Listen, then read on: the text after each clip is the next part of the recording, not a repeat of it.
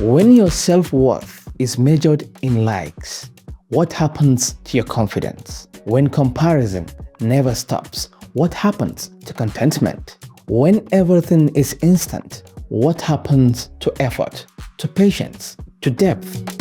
Hello, I'm Yusufuddin A. Yusuf, and you are welcome to The Meeting Point here on S24 television.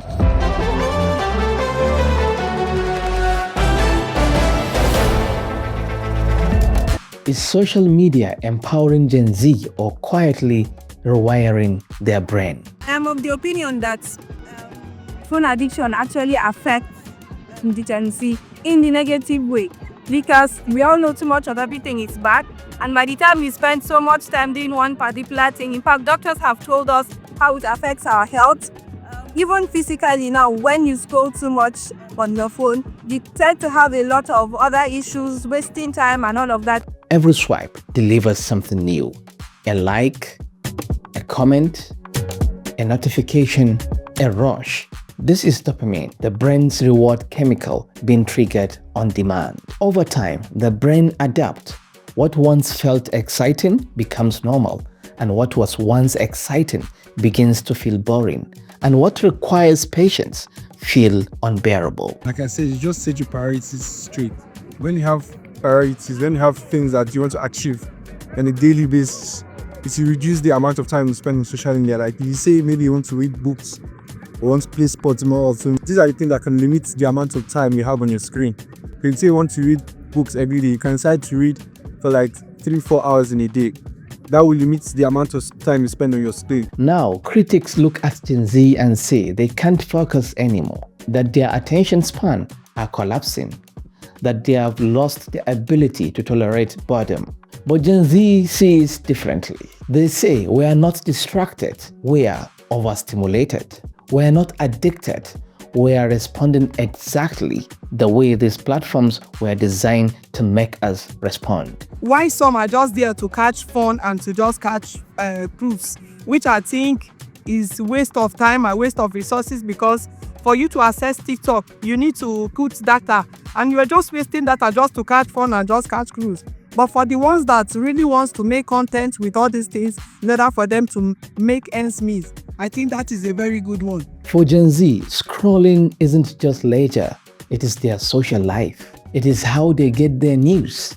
It is where they find validation. It is where they build their identity. But at what cost? Some people argue that social media has democratized opportunity, that it has given Gen Z a voice, visibility, and access to information like never before. I'm on 100% of the people, 95% are using their phones with the social media.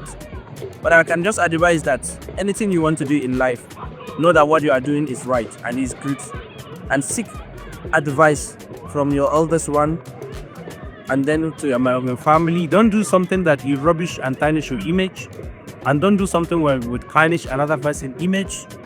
It's not good. Others say it has done something far more sinister. It has monetized attention, turned focus into currency, and made distraction profitable. Other generations are really quick to judge, because then people didn't grow up with social media then, so it's easier for them to say, but us, we were born into social media, we were born into. But although that's not an excuse, but I'm just saying that it's something that is forced upon us. Let me just say it's something that we cannot escape. So, but then it doesn't mean that it's something that we must adapt to like wholeheartedly, because obviously we know that there are good and there are bad consequences or whatever of using too much social media. So from my own, personally, I would just advise that everything should have a limit. Like they always say, too much of everything is not good. So you should have a limit to the rate at which you use social media. You should be able to control it. If not, social media will control.